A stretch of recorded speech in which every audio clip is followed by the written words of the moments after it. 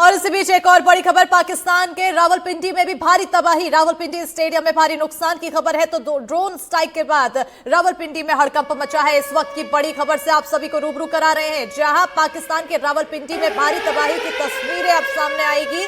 कुछ ही देर में आपको हम तस्वीरें भी दिखाएंगे। रावलपिंडी स्टेडियम में भारी नुकसान की जानकारी सामने आई है। देखिए तस्वीरों के माध्यम से आप समझिए कि आखिर अब पाकिस्तान के हालात कैसे होते हुए नजर आ रहे हैं। पाकिस्तान ने जो गुस्ताखी की है उसके बाद अब उसको उसकी सजा भुगतनी पड़ रही है। पाकिस्तान के रावलपिंडी में भारी तबाही की ये तस्वीरें हम आपको टीवी स्क्रीन पर दिखा रहे हैं। रावलपिंडी स्टेडियम में भारी नुकसान की जानकारी सामने आई है।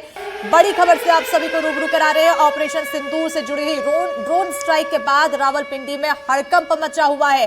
तो कहीं ना कहीं अब पाकिस्तान के इस कायराना करतूत के बाद जो हालात हैं पाकिस्तान में वो काफी ज्यादा तनावपूर्ण देखने को मिल रहे हैं।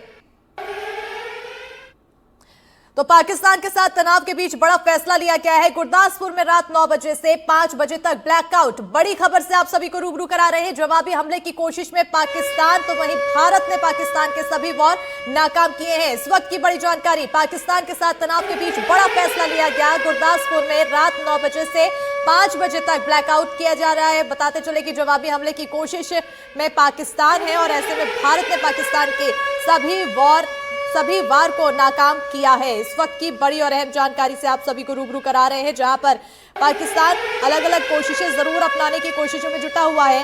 हालांकि भारत की तरफ से जवाबी कार्रवाई और ताबड़तोड़ एक्शन देखने को मिल रहा है और एक के बाद एक पाकिस्तान को नाकामी हासिल हो रही है। जहां एक तरफ हमने तस्वीरें दिखाई थी पाकिस्तान के रावलपिंडी की तस्वीरें, जहां पर भारी तबाही की स्थिति देखने को मिली। रावलपिंडी स्टेडियम में भारी नुकसान की खबर सामने आई। ड्रोन स्ट्राइक के बाद रावलपिंडी में हड़कंप मचा। तो वहीं पाकिस्तान के साथ इस तनाव के बीच में बड़ा फैसला लिया गया है। गुरदासपुर में रात 9 बजे से 5 बजे तक ब्लैकआउट किया गया। बता दें कि जवाबी हमले की कोशिश में पाकिस्तान लगातार बना हुआ है, तो भारत ने पाकिस्तान के सभी वार नाकाम किए हैं। इस वक्त की बड़ी खबर और तस्वीरें देखिए लाहौर में। ये तस्वीरें लाहौर की है, जहां पर भारत की तरफ से एक्शन लिया गया और धुआं उड़ता हुआ दिखाई दे रहा है। तो वहीं ये दूसरी तस्वीरें देखिए, अलग अलग जगहों पर रावलपिंडी में भी इसी तरह से हड़कंप मचा हुआ है, कराची में भी इसी तरह से हड़कंप मचा है।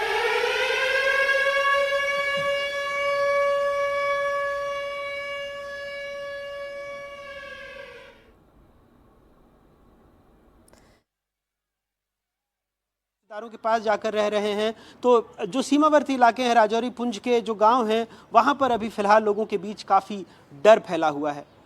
अनुराग, जाने से पहले एक सवाल का जवाब और चाहूँगा कि क्या इस वक्त भी, मतलब जिस तरीके से हमने देखा कि कल पूरी जो एलसी है और इंटरनेशनल बॉर्डर है वहाँ पर लगातार पाकिस्तान की तरफ से निशाना बनाने की कोशिश की गई, क्या अभी माहौल शांत है?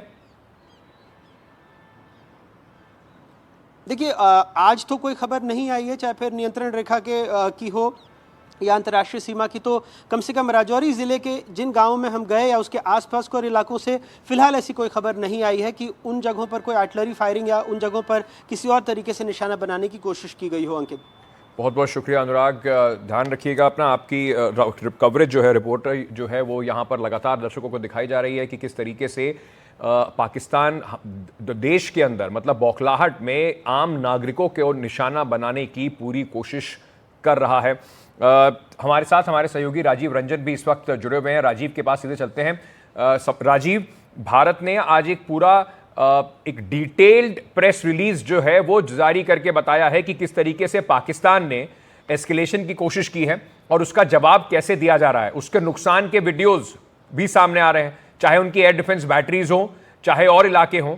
यानी कि भारत ने एक बार फिर ये पाकिस्तान में साबित कर दिया है कि हमारी पहुंच बहुत अंदर तक है, वहां पर मार भी की जा सकती है। अब पाकिस्तान के ऊपर दारोमदार है कि यहां से लड़ाई और कहां जाती है। बिल्कुल सही कह रहे हैं, भारत अपनी ताकत दिखाई कि उसका रेंज कितना है। भारत ने कल ही बिल्कुल साफ कर दिया था कि ऑपरेशन सिंदूर के दौरान जो है हमने उन आतंकी ठिकानों को निशाना बनाया जिन्होंने पहलगाम आतंकी हमले या दूसरे भारत में हुए आतंकी हमले को निशाना बनाया है। उस समय भी ब्रीफिंग में साफ किया गया था कि हम केवल आतंकी ठिकाने को निशाना बना रहे हैं, हम आपके रक्षा प्रतिष्ठान या सिविलियन एरिया को टारगेट नहीं कर रहे हैं। लेकिन अगर पाकिस्तान ऐसा कोशिश करता है तो उसको करारा जवाब दिया जाएगा।